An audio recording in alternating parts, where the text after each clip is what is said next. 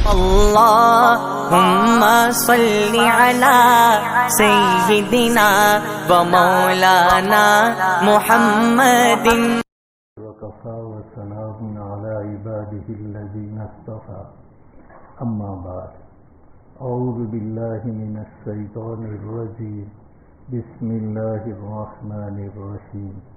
ليغفر لك الله ما تقدم من ذنبك وما تأخر، اور تاکہ اللہ تبارک و تعالی آپ کی اگلی اور پچھلی خطاؤں کو معاف کر دے۔ یہ پہلا انعام بتلایا فتح مبین کے اوپر، اور یہ ہمارے نبی کریم صلی اللہ علیہ وسلم کی خصوصیت ہے کہ آپ ہی کے لیے اللہ نے یہ اعلان فرمایا کہ آپ کے اگلے اور پچھلے سب گناہ معاف۔ کسی اور نبی کے متعلق اللہ تبارک و تعالی نے یہ اعلان نہیں فرمایا۔ اور اس آیت کے نزول کے بعد نبی اکرم صلی اللہ علیہ وسلم نے اپنی عبادت کو اور بڑھا دیا۔ حالانکہ یہاں پر خوشخبری دی گئی کہ آپ کے سب گناہ معاف ہے، ظاہری گناہ، اجتہادی خطائیں، یہ سب آگے ہو چکے وہ بھی معاف، اور آئندہ ہوں گے وہ بھی معاف۔ اتنی بڑی خوشخبری اس کے باوجود آپ صلی اللہ علیہ وسلم عبادت و ریاضت کے اندر، نمازوں کے اندر اپنے آپ کو اتنا کھڑا کرتے تھے، اتنا طویل قیام کرتے تھے کہ آپ کے پاؤں کے اوپر ورم آ جاتا۔ صحابہ کرام نے از راہ رحم آپ صلی اللہ علیہ وسلم سے عرض کیا کہ یا رسول اللہ، آپ اپنے آپ کو اتنے تھکا دیتے ہو کہ پیروں پر ورم آ گئے، حالانکہ اللہ نے آپ کے لیے تو اعلان فرما دیا قد غفر اللہ لک ما تقدم من ذنبک وما تأخر، لیکن ہمارے نبی کریم صلی اللہ علیہ وسلم نے فرمایا افلا اکون عبدا شکورا، کہ کیا میں اللہ کا شکر گزار بندہ نہ بنوں؟ کیا اس معافی کے اعلان کی بنا پر میں عبادتوں کو ترک کر دوں؟ اور اللہ تبارک و تعالی ایسی بشارت اور ایسا مژدہ اسی شخصیت کو سناتے ہیں جو سن کر کے نیڈر اور بے خوف نہ ہو جائے۔ ورنہ بہت سارے بندے ایسے ہیں، ہم جیسوں کو اگر کہا جائے کہ تمہارا سب معاف، اگلا بھی پچھلا بھی، تو کون ہم میں سے روزہ بھی نہیں رکھے گا کہ ہمارا تو سب معاف ہے، قبر میں گئی تو سیدھی جنت، اس لیے ہمیں کچھ کرنے کی ضرورت نہیں ہے، نہ ہم نماز پڑھیں گے نہ روزہ رکھیں گے، ہر بات میں ہم کوتاہی کریں گے۔ لیکن اللہ تبارک و تعالی یہ بشارت اپنے خواص کو سناتا ہے، اور خواص میں سے بھی سید الانبیاء محمد الرسول اللہ صلی اللہ علیہ وسلم کو یہ خوشخبری سنائی۔ اور یہی خوشخبری ایسی ہے کہ اسی کی وجہ سے جب شفاعت عظمیٰ کے لیے لوگ عیسیٰ علیہ السلام کے پاس جائیں گے تو عیسیٰ علیہ السلام ہمارے نبی کا پتہ بتلائیں گے، تو اسی حوالے سے قد غفر اللہ ما تقدم من ذنبہ وما تأخر، شفاعت عظمیٰ یعنی قیامت کے دن سب لوگ پریشان ہوں گے، اور محشر کی گرمی،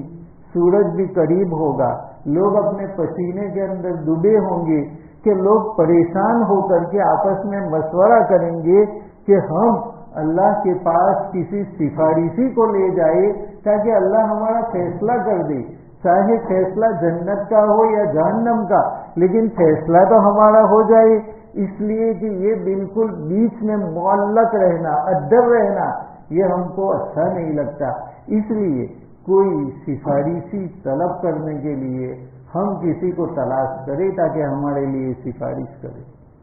تو سب سے پہلے لوگ آدم علیہ السلام کے پاس آئیں گے اور کہیں گے کہ آپ ہمارے باپ ہو،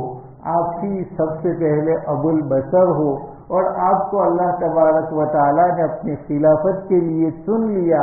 آج ہم اتنی زیادہ پریشانی کے اندر ہے، ہمارے لیے سفارش کرو۔ لیکن آدم علیہ السلام بتلائیں گے کہ مجھے خود خوف ہے، میں نے شجرہ ممنوع کو کھا لیا تھا، گیہوں کا دانہ کھا لیا تھا، تو میں نے اللہ کے حکم کی خلاف ورزی کی، تو مجھے تو خود اپنی ذات کے اوپر خوف ہے نفسی نفسی، تو یہ انبیاء کرام نفسی نفسی کہتے ہوں گے کہ مجھے اپنے پر خوف ہے، جاؤ تم کسی اور کو تلاش کرو۔ نوح علیہ السلام کے پاس جاؤ، اللہ تبارک و تعالیٰ نے آپ کو چن لیا ہے۔ لوگ نوح علیہ السلام کے پاس آئیں گے، نوح علیہ السلام کو کہیں گے کہ آپ کو اللہ تبارک و تعالیٰ نے چن لیا ہے اور آپ ہی سب سے پہلے وہ نبی ہو جنہوں نے کفر اور شرک کے سامنے جہاد کیا، اور آپ ابو البشر ثانی ہو۔ تو حضرت نوح علیہ السلام فرمائیں گے کہ لستو ہونا، میں اس کے لائق نہیں ہوں، مجھے خود خوف ہے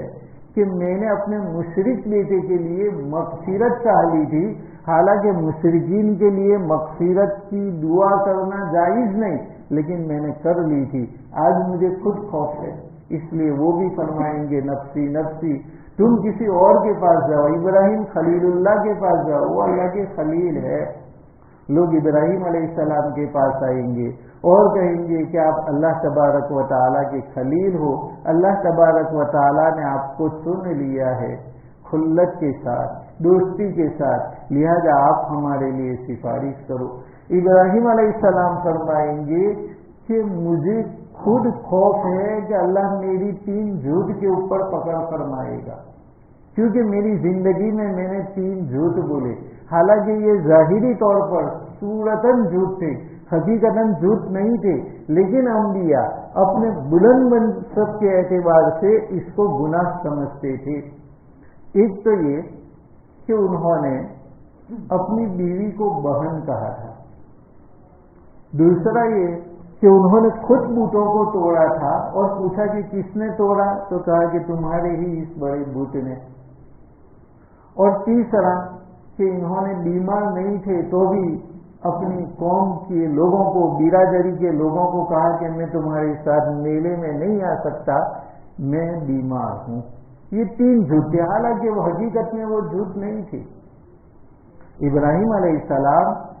جس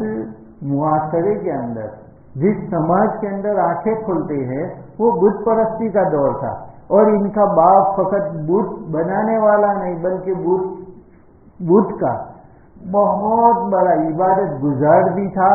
اور بتوں کا بزنس کرنے والا تھا، دھندا کرتا تھا۔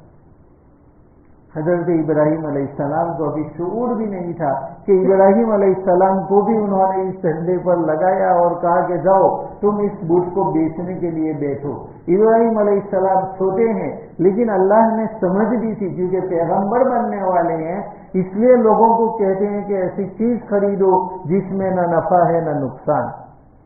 کوئی بھی ان کے پاس سے نہیں خریدتا تھا۔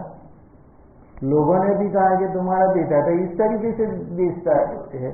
کہ نہ نفع نہ نقصان، تو کون خریدے گا؟ باپ نے ان کو سمجھایا کہ بیٹا اس کے تو فوائد بتلانا چاہیے کہ یہ بہت عظمت والے ہیں، بہت جلالی ہے، تمہاری ہر مراد پوری ہو جائے گی، اس طریقے سے بولنے کا تو سب لیں گے۔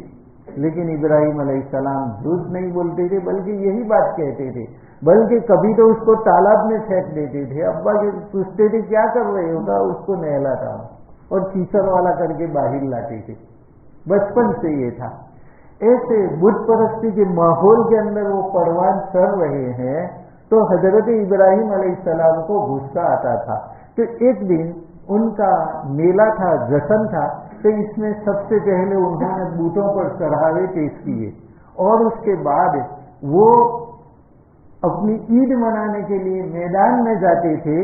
کہ میدان میں پہلے جائیں گے، وہاں پر کھیلیں گے، اور اس کے بعد پھر بوٹوں کے پاس آئیں گے اور جو کھانا ہم نے چڑھایا ہے وہ کھائیں گے۔ تو انہوں نے بوٹوں پر چڑھا کر کے حضرت ابراہیم علیہ السلام سے کہا کہ آپ بھی ہمارے ساتھ جشن میں چلو۔ ابراہیم علیہ السلام نے فرمایا کہ انی سقیم، میں بیمار ہوں۔ حالانکہ بیمار تو نہیں تھے، لیکن انہوں نے مریض نہیں کہا بلکہ سقیم کہا۔ مریض کا معنی بیمار، اور سقیم کا معنی یہ ہے کہ موڈ برابر نہیں ہے۔ ظاہر ہے کہ ہم بھی کبھی کہہ دیتے ہیں، کوئی بلاتا ہے کہ آج موڈ برابر نہیں ہے، طبیعت ٹھیک نہیں ہے، اس کا مطلب یہ نہیں کہ بیمار ہے، مطلب مزاج برابر نہیں ہے، یہ لفظ کہا تھا سقیم کا۔ لیکن بظاہر قوم تو بیمار سمجھی، اس لیے صورت کے اعتبار سے وہ جھوٹ تھا، اور یہ جھوٹ بھی تو اللہ کے لیے تھا، وہ بت پرستی کے لیے لے جا رہے تھے، اس لیے انہوں نے کہا، لیکن اپنے مقام کے اعتبار سے اس کو گناہ سمجھا۔ لوگوں نے چھوڑ دیا، وہ بتوں کے پاس واپس آئے اور بتوں کو خطاب کیا کہ یہ کھانا پانی تمہارے سامنے رکھا ہوا ہے، تم کھاتے کیوں نہیں؟ اور یہ مکھی آتی ہے اور تمہارے پاس سے کھانا لے جاتی ہے، تم اس کو بچاتے کیوں نہیں؟ بت کچھ نہیں بولتے ہیں، تو ابراہیم علیہ السلام کو غصہ آیا کہ تم کچھ بولتے نہیں ہو تو کر کیا سکتے ہو، اور ایک کلہاڑی لے کر کے جتنے بت تھے ان تمام کو توڑ ڈالا، اور سب سے جو بڑا بت تھا اس کی گردن میں وہ کلہاڑا لٹکا دیا۔ اب قوم آئی، آنے کے بعد انہوں نے دیکھا فَجَعَلَهُمْ جُذَاذًا إِلَّا كَبِيرًا لَهُمْ لَعَلَّهُمْ إِلَيْهِ يَرْجِعُونَ کہ سب بتوں کو توڑ ڈالا سوائے بڑے کے، تاکہ لوگ اس کی جانب رجوع کریں۔ اب قوم آئی اور انہوں نے دیکھا کہ یہ بتوں کی درگت کس نے کی۔ قَالُوا سَمِعْنَا فَتًى يَذْكُرُهُمْ يُقَالُ لَهُ إِبْرَاهِيمُ تو قوم نے کہا کہ ایک نوجوان ہے جو ہمیشہ ہمارے بتوں کی برائی بیان کرتا ہے اور ان کی مذاق بھی کیا کرتا ہے، تو اس کا نام ابراہیم ہے۔ قَالُوا فَأْتُوا بِهِ عَلَىٰ أَعْيُنِ النَّاسِ لَعَلَّهُمْ يَشْهَدُونَ کہا لوگوں کے سامنے لاؤ تاکہ لوگ بھی اس کے اوپر گواہ بنے، لوگوں کے سامنے وہ اقرار کرے، اور انہوں نے ہمارے معبودوں کی یہ حالت کی ہے تو پھر ہم ان کو سزا دیں گے۔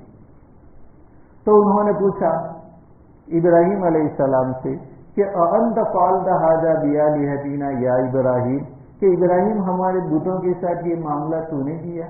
تو نے توڑ پھوڑ کی، کسی کا ہاتھ توڑا، کسی کا پاؤں توڑا، کسی کا سر کچل ڈالا، یہ تو نے کیا؟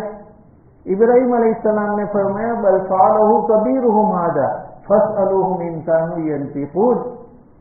کہ بھئی اس کے بڑے نے کیا ہے، دیکھ لو کلہاڑا تو اس کی گردن کے اندر ہے، ہو سکتا ہے اس کو غصہ آ گیا ہو کہ میں سب سے بڑا ہوں اور یہ چھوٹے چھوٹوں کو میرے ساتھ شریک کر رہا ہے، اور وہ بھی میری عبادت کے اندر شریک ہو گئے ہیں، تو بڑے کو غصہ آ گیا ہوگا کہ تنہا میری عبادت کرنی چاہیے، اس لیے ہو سکتا ہے اس کو توڑ دیا ہو، پوچھ لو اس کو۔ لیکن انہوں نے کہا کہ ابراہیم تو تو جانتا ہے کہ یہ بت بول نہیں سکتی، ہم کیسے پوچھیں؟ ابراہیم علیہ السلام اسی موقع کے انتظار میں تھے، تو فرمایا اُفٍّ لَكُمْ وَلِمَا تَعْبُدُونَ مِن دُونِ اللَّهِ فَلَا تَعْقِلُونَ تم اتنی بے بسی بتوں کی سمجھتے ہو کہ وہ بول نہیں سکتے اور وہ اپنے آپ کا بچاؤ نہیں کر سکتے، تو وہ تمہارا کیا کریں گے؟ کیا تمہیں اتنی بھی عقل نہیں ہے؟ یہ سمجھانے کے لیے ابراہیم علیہ السلام نے کیا تھا، اور یہ کہا تھا کہ تم یہ سمجھ لو کہ یہ بڑے نے کیا ہے کیونکہ کلہاڑا اس کی گردن کے اندر ہے، تو یہ ان کو سمجھانے کے لیے کیا تھا، لیکن صورت کے اعتبار سے جھوٹا تھا، یہ دوسرا جھوٹ۔ تو میرا پہلا جھوٹ انی سقیم میں بیمار ہوں، حالانکہ یہ بھی اللہ کے لیے تھا، ان کو میلے میں جشن میں نہیں جانا تھا اس لیے، اور دوسرا اس بڑے نے کیا ہے ان کو سمجھانے کے لیے کہ لوگ کہیں کہ یہ بڑا نہیں کر سکتا، تو ابراہیم علیہ السلام سمجھائے کہ یہ بڑا نہیں کر سکتا ہے تو اس کو مانتے کیوں ہو؟ پھر مانو اسی ایک اللہ کو کہ جو اللہ جس کے سامنے کسی کا کچھ بھی نہیں چل سکتا، کوئی اس کا کچھ بھی نہیں بگاڑ سکتا، اس کو ماننا چاہیے، یہ سمجھانے کے لیے۔ پھر اسی کے نتیجے میں بہرحال قوم نے کہا کہ ان کو آگ میں ڈالو، آگ میں ڈالتے ہیں، اللہ تبارک و تعالیٰ نے آگ کو بھی باغ ان کے لیے بنا دیا۔ پھر انہوں نے دیکھا ابراہیم پر تو کوئی اثر نہیں ہوا، تو ان کو ہجرت پر مجبور کرتے ہیں کہ ہمارا وطن چھوڑ دو، اور وطن چھوڑنے پر مجبور کیا تو راستے میں ایک ملک آتا تھا، ملک مصر، وہاں کے بادشاہ کی یہ عادت تھی کہ کسی مسافر کے ساتھ اگر کوئی عورت ہوتی اور وہ آنے والا یہ بتلاتا کہ یہ میری بیوی ہے، تو وہ اس کے ساتھ زنا بل جبر کرتا، زبردستی، اور اگر اس کو کہتے کہ یہ میری بہن ہے یا میری ماں ہے، بیٹی ہے، تو چھوڑ دیتا تھا۔ اب وہاں سے چلے تو ابراہیم علیہ السلام کو بھی پکڑ لیا گیا اور بادشاہ کے سامنے پیش کیا۔ بادشاہ نے پوچھا یہ کون ہے عورت؟ تو ابراہیم علیہ السلام نے ایک قانون سے فائدہ اٹھایا اور ایک عورت کی عزت بچانی تھی، اس لیے فرمایا کہ یہ میری بہن ہے، بیوی تھی تو بھی بہن بتلایا۔ اور بیوی کو بھی باہر نکل کر کے کہا کہ میں نے تم کو اپنی بہن بتلایا ہے، اس وجہ سے کہ اگر یہ نہ بتلاتا تو وہ آپ کے ساتھ زیادتی کرتا، اور اسلامی لحاظ سے تو تم میری بہن ہی ہو، یہ تم میری بہن ہو، کیونکہ مسلمان آپس میں بھائی بھائی ہے، اور لڑکی ہو تو وہ بہن ہے، تو یہ مسلمان آپس میں بھائی بھائی ہے، اس اعتبار سے تم میری بہن ہو۔ انہوں نے بھی یہی بتلایا، لیکن بہرحال بادشاہ نے پھر بھی زیادتی کرنا چاہا، اس کا ہاتھ کل ہو گیا، اس نے معافی مانگی، پھر اچھا ہو گیا، پھر ہاتھ بڑھانا چاہا، پھر ہاتھ کل ہو گیا، پھر معافی مانگی، تو ان کی بیوی نے معاف کر دیا، اور پھر اس نے ہاتھ بڑھانا چاہا، پھر ہاتھ کل ہو گیا، تو اس نے دیکھا کہ یقیناً یہ تو اللہ کی کوئی نیک بندی ہے، اس لیے دل سے معافی مانگتا ہے، اور اپنی جو لڑکی یا اپنی خادمہ وہ بھی ان کے ساتھ کر دیتا ہے، حضرت حاجرہ، جن کو لے کر کے پھر ابراہیم علیہ السلام جاتے ہیں اور ان کو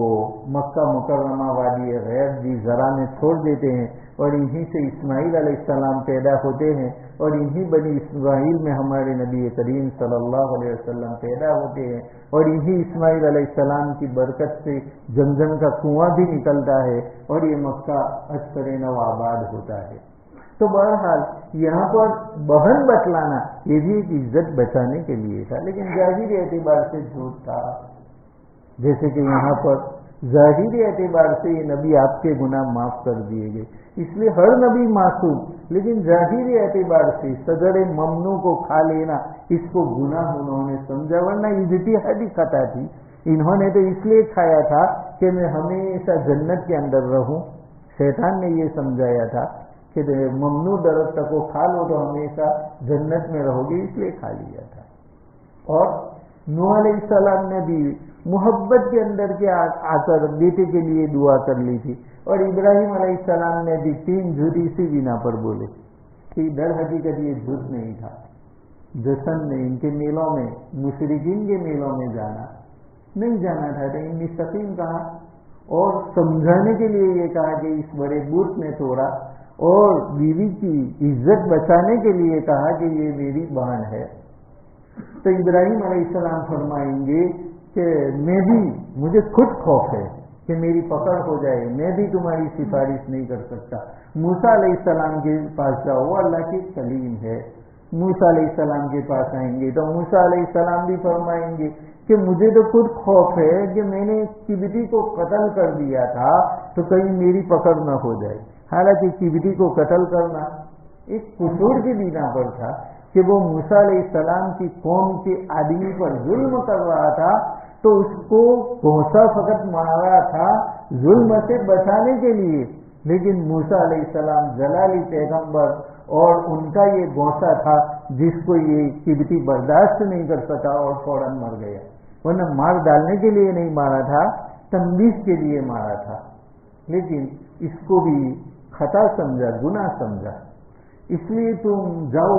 عیسیٰ علیہ السلام کے پاس، وہ اللہ کی خاص قدرت سے پیدا ہوئی، اب عیسیٰ علیہ السلام کے پاس آئیں گے اور عیسیٰ علیہ السلام سے کہیں گے کہ آپ اللہ کے خاص کلیمے ہو اور اللہ کی خاص روح سے پیدا ہوئے ہو، ہماری سفارش کرو، تو اس وقت عیسیٰ علیہ السلام اسی کا حوالہ دیں گے اور یہ کہیں گے کہ مجھے تو خود خوف ہے کہ میری اللہ پکڑ نہ کرے، اس لیے کہ میرے مرنے کے بعد میری قوم نے مجھے معبود بنا لیا، حالانکہ قوم نے معبود بنایا، ان کا کیا قصور تھا،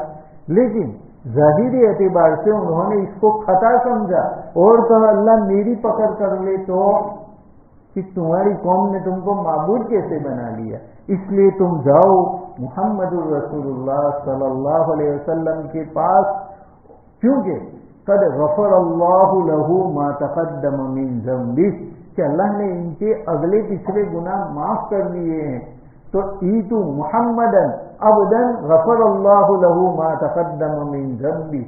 تو اب سب لوگ آپ صلی اللہ علیہ وسلم کے پاس آئیں گے، ہمارے نبی کریم صلی اللہ علیہ وسلم سے یہ کہیں گے ہمارے لیے سفارش کرو، ہمارے نبی کریم صلی اللہ علیہ وسلم فرمائیں گے کہ میں تو خود تم کو تلاش کر رہا تھا، آج میں اللہ کے سامنے تمہاری سفارش کروں گا، اور آپ صلی اللہ علیہ وسلم سفارش کرتے ہیں تو اللہ تبارک و تعالیٰ آپ کی سفارش کو قبول کر لیتا ہے اور پھر فیصلہ ہوتا ہے کہ اب لوگوں کے لیے ثواب اور عذاب اس کا ترازو قائم کیا جائے، اور جو جنت کا مستحق ہو اس کو جنت میں، دوزخ کا مستحق ہو اس کو دوزخ میں بھیجا جائے۔ تو یہ شفاعت کبریٰ ہے، بڑی شفاعت ہے، اس لیے کہ یہ کافروں کے لیے بھی ہے، مومنوں کے لیے بھی، کیونکہ حساب ہو جائے جو بھی فیصلہ ہو جنت کا یا جہنم کا، یہ دونوں کے لیے۔ اور دوسری شفاعت صغریٰ، چھوٹی شفاعت، وہ اس کو کہیں گے کہ مومنوں کے لیے کریں گے، یہ خاص چھوٹی جماعت کے لیے ہوگا، ہر ایک کے لیے نہیں، کافروں کے لیے جنت کی سفارش نہیں ہو سکتی۔ تو یہ شفاعت عظمیٰ کے مقام پر عیسیٰ علیہ السلام حوالہ دیں گے کہ اللہ نے آپ کے سب گناہ معاف کر دیے اور آپ کے اوپر مہر لگا دی، لہذا آپ کو پکڑ کا کوئی خوف نہیں ہوگا۔ اور آپ صلی اللہ علیہ وسلم یہ عذر بھی نہیں کریں گے کہ مجھے پکڑ کا خوف ہے، کیونکہ اللہ کا اعلان ہے لِيَغْفِرَ لَكَ اللَّهُ مَا تَقَدَّمَ مِن ذَنبِكَ وَمَا تَأَخَّرَ، آپ کا تو کوئی مواخذہ نہیں ہے، آپ کی اگلی پچھلی تمام خطائیں معاف ہے، اس لیے آپ صلی اللہ علیہ وسلم سفارش فرمائیں گے۔ تو یہ بہت بڑا مقام ہے۔ ویسے تمام انبیاء بھی معصوم ہے، لیکن اپنے اعتبار سے وہ گناہ سمجھیں گے، ورنہ ہر ایک معصوم ہے اور کسی پر کوئی خوف نہیں۔ الا ان اولیاء اللہ لا خوف علیہم ولا هم یحزنون، کہ اللہ کے جو خاص بندے ہیں ان پر کوئی خوف اور کوئی غم نہیں ہوگا۔ تو پھر یہ ڈرنے کی کیا وجہ ہے؟ تمہارے دلوں میں سوال پیدا ہوگا، تو اس کو ایک آسان مثال سے سمجھو کہ تمہارا کوئی خاص دوست ہے جس پر تمہیں بالکل بھروسہ ہے کہ یہ کبھی بھی مجھے دھوکہ نہیں دے گا، وہ تمہیں اپنے گھر کے اوپر بلاتا ہے اور راستے کے اوپر اس نے ایک سانپ بٹھا دیا ہے۔ اب تمہارے دوست نے وہ نقلی سانپ بٹھایا ہے، لیکن تم تو اصلی سمجھ رہے ہو، اس لیے تمہارا دوست کہے گا کہ تم چلے آؤ، تم پر کوئی خوف نہیں، تو اس کا کہنا بالکل صحیح ہے کہ تم پر کوئی خوف نہیں، لیکن بتاؤ ہمارے سامنے ہوگا اور ہمیں معلوم نہیں کہ یہ نقلی سانپ ہے، تو ہمارے اندر تو خوف ہوگا کہ نہیں؟ بھلے دوست بلائے کہ چلے آؤ کوئی خوف نہیں، تو ہمارے دل میں ہوگا کہ خوف نہیں تو تو ہی سانپ کو پکڑ لے بھائی، میں کیسے آ سکتا ہوں؟ لیکن دوست کو اچھی طرح معلوم ہے کہ تم بے دھڑک چلے آؤ، تم پر کوئی خوف نہیں ہے۔ تو یہ بات تو بالکل برابر ہے، وہ اگر آئے گا بھی سانپ پر پاؤں بھی رکھ دے گا تو ان پر کیا خوف ہے؟ وہ تو نقلی سانپ ہے، کاٹنے والا تھوڑا ہے، تو خوف ان پر نہیں، لیکن ان کے اندر تو ہے۔ تو اللہ نے بھی یہ فرمایا کہ ان انبیاء پر کوئی خوف نہیں، ان اولیاء کے اوپر کوئی خوف نہیں، لیکن ان کو اپنے اعتبار سے اللہ کے بڑے مرتبے کو دیکھتے ہوئے کہ اللہ تبارک و تعالی یہ تو بالکل بے نیاز ہے، کیا معلوم کسی بات کے اوپر پکڑ کر لے، تو اپنے اعتبار سے ان کے اندر خوف ہوگا، ان کے اوپر کوئی خوف نہیں ہوگا، ان کے اوپر کوئی خوف نہیں، ان کو کوئی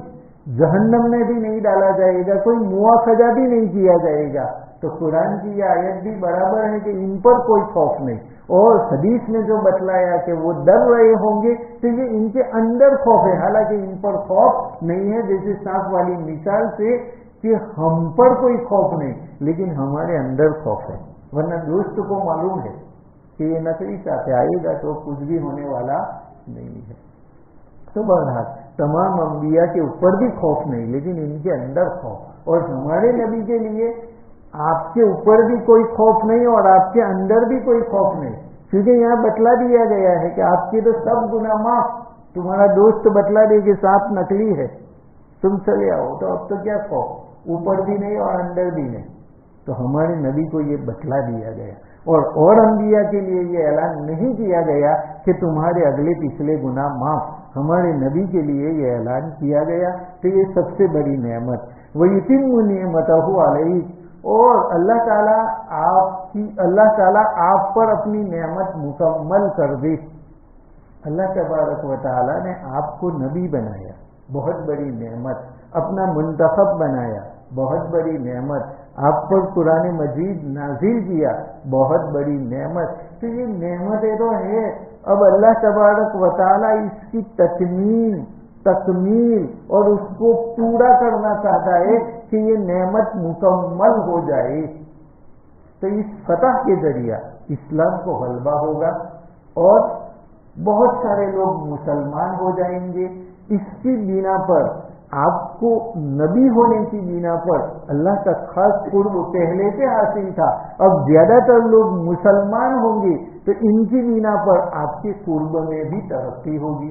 ہمارے ہاتھ کے اوپر کوئی مسلمان ہو تو ہم کو بھی تو اجر ملے گا اس کے مسلمان ہونے کا۔ تو جتنے مسلمان ہیں وہ نبی کریم صلی اللہ علیہ وسلم کے صدقے میں مسلمان ہے، تو جتنا غلبہ ہوگا اسلام کا اتنی آپ پر نعمت شامل ہوگی اور آپ کا اجر بڑھتا جائے گا، اللہ سے قرب بڑھتا جائے گا۔ تو نبوت کے ثواب کے ساتھ اس نبوت کی نعمت کی تکمیل بھی کر دی، اور قرآن کے ثواب کے ساتھ قرآن کی نعمت کی تکمیل بھی کر دی کہ اب اس کے تلاوت کرنے والے بہت زیادہ ہو گئے، اور دوسرا یہ کہ اب فتح ہو چکا تو اب اللہ تبارک و تعالی دین کو کامل کر دے گا۔ الیوم اکملت لکم دینکم واتممت علیکم نعمتی، کہ آج میں نے دین کامل کر دیا اور اپنی نعمت کو مکمل کر دیا۔ تم کسی جگہ پر جاؤ، بھروچ جاؤ، اپنا مقصد پورا ہو گیا تو اب واپس چلے آؤ گے۔ نبی کریم صلی اللہ علیہ وسلم کا مشن اسلام کو غالب کرنا تھا، قرآن کو پورے طور پر سمجھانا تھا، یہ مشن پورا ہو گیا تو اب اللہ تبارک و تعالیٰ آپ کو اپنی جانب بلانے والے ہیں اور اپنی نعمت کی تکمیل آپ کے اوپر کر دی، نبوت بھی کامل کر دی، قرآن بھی کامل کر دیا، شرعی احکام بھی کامل کر دیے، اور اس پر چلنے والے قیامت تک چلتے رہیں گے اور اس کا اجر و ثواب آپ کو ملتا رہے گا۔ یہ آپ کے اوپر نعمت کی تکمیل ہے۔ تو وَيُتِمُّ نِعْمَتَهُ عَلَيْكَ، اللہ تعالیٰ اپنی نعمت آپ کے اوپر کامل کر دی، آپ کو قیامت تک اجر و ثواب ملے گا اور آپ کا قرب بڑھتا جائے گا۔ وَيَهْدِيَكَ صِرَاطًا مُسْتَقِيمًا،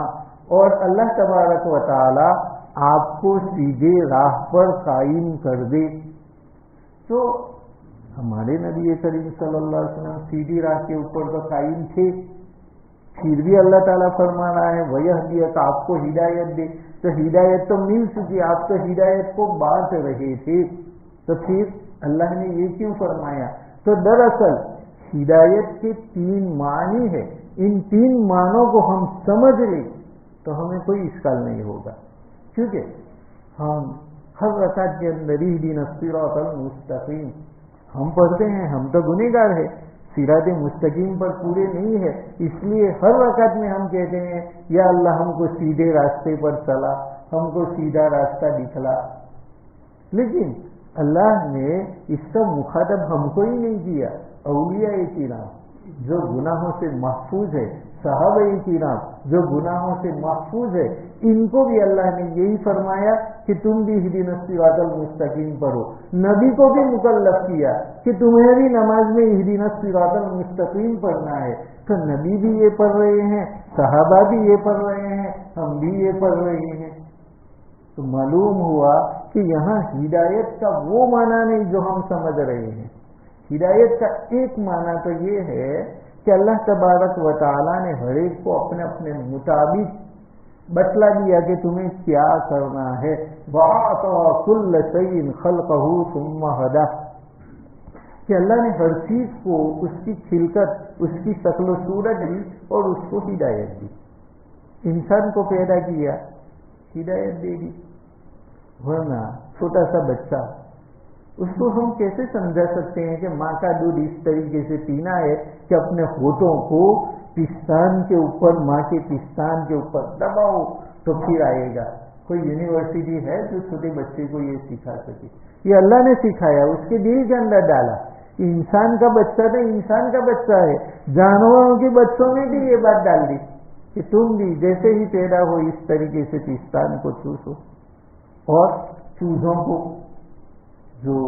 دودھ نہیں پیتے، انڈے سے نکلتے ہیں، ان کو بھی سمجھ دے دی کہ تمہیں کس طریقے سے دانوں کو نگلنا ہے، ہر چیز کو سمجھ دی۔ اللہ نے سورج کو پیدا کیا اور اس کو بھی سمجھ دے دی کہ تجھے روشنی پھینکنا ہے، چاند کو بھی رات کے وقت آنا ہے اور ذرا مدھم روشنی ڈالنا ہے۔ سورج تو بالکل فوکس بلب کی طرح ہے، لیکن رات کو سونے کے وقت ذرا ڈیم لائٹ ہمیں چاہیے اور ٹھنڈی لائٹ چاہیے. تو اللہ تبارک و تعالیٰ نے شان کو یہی کہا کہ ذرا ڈیم روشنی ڈالنا، فوکس والا نہیں، تاکہ اس کی نیند کے اندر کوئی خلل نہ ہو، اور ٹھنڈی روشنی ڈالنا ہے، گرم والی نہیں، تاکہ یہ آرام سے سو سکے. زمین کو سمجھا دیا کہ تجھے جب یہ پانی کھینچنا چاہے تو پانی دینا ہے، جب تیرے اندر بیج ڈالے تو تجھے غلہ نکال کر کے دینا ہے. وَأَعْطَىٰ كُلَّ شَيْءٍ خَلْقَهُ ثُمَّ هَدَىٰ. یہ ہدایت کا جو درجہ ہے وہ انسان کے لیے بھی، حیوانات کے لیے بھی، نباتات کے لیے بھی، اور تمام کائنات کے لیے ہے. زمین جو کہ نباتات میں سے بھی نہیں ہے، ونسپتی بھی نہیں ہے، بلکہ جمادات میں ہے، غیر زیرو ہے، نرجیو ہے، ان کو بھی اللہ نے سمجھا دیا. تو یہ ہدایت کا درجہ جو پہلا ہے یہ اللہ کے ساتھ خاص ہے، کسی کے کرنے سے نہیں ہوتا. اللہ نے خود یہ سمجھ ڈال دی ہے. بس آنکھیں ایسی بنا دی کہ خود بخود یہ بند بھی ہوتی ہے اور کھلتی بھی ہے. کوئی چیز گرتی ہے تو خود بخود آٹومیٹک بند ہو جاتی ہے. یہ اللہ کا ایک نظام ہے. اللہ نے یہ ہدایت اس کے اندر پیدا کر دی ہے، اس میں ہمارا کوئی دخل نہیں. ہدایت کا دوسرا درجہ جو اللہ تبارک و تعالی انبیاء کرام کے ذریعہ اور اپنی آسمانی کتابوں کے ذریعہ انسانوں کے اوپر اللہ تبارک و تعالی نازل فرماتا ہے، یہ ہدایت کا دوسرا درجہ. اس میں اللہ تبارک و تعالی نے انسان کو اختیار دیا کہ چاہے تو قبول کر، چاہے مت کر. قبول کرے گا تو میں اپنا قرب اور رضا اور جنت سے نوازوں گا، اور اگر تو نے قبول نہیں کیا اس ہدایت کو تو میں تجھے اپنے سے دور کر دوں گا اور ہمیشہ دوزخ میں ڈالوں گا. اس میں انسان کا دخل ہے. انسان اپنے اختیار سے اس کو قبول کرے گا. انا ہدیناہ السبیل اما شاکرا و اما کفورا، کہ ہم نے تو راستہ بتلا دیا. اب کوئی صابر و شاکر ہوتا ہے اسلام لا کر کے، اور کوئی کفور اور ناشکرا ہوتا ہے اسلام کا انکار کر کے. تو یہ ہدایت ہمارے اختیار کی ہے. اور ایک تیسری ہدایت، اور وہ ہدایت خاصان خدا انبیاء اور اولیاء اور بزرگان دین کے ساتھ خاص ہے، جس کو توفیق کہتے ہیں، جس کا معنی یہ ہے کہ اللہ تبارک و تعالی ہر مرتبے میں اس کا درجہ بڑھاتے رہتے ہیں. ہدایت، اور آپ صلی اللہ علیہ وسلم جو ہدایت پر ہے، لیکن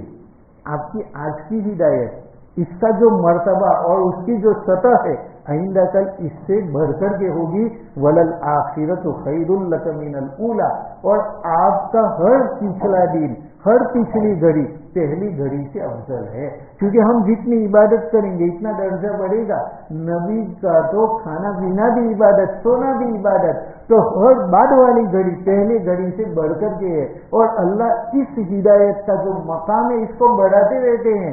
اس کا ختم ہونا کبھی بھی نہیں ہے، کوئی اس کا درجہ نہیں، بلکہ یہ ہدایت بڑھتی ہی رہتی ہے. جیسے کہ اس کی مثال ہے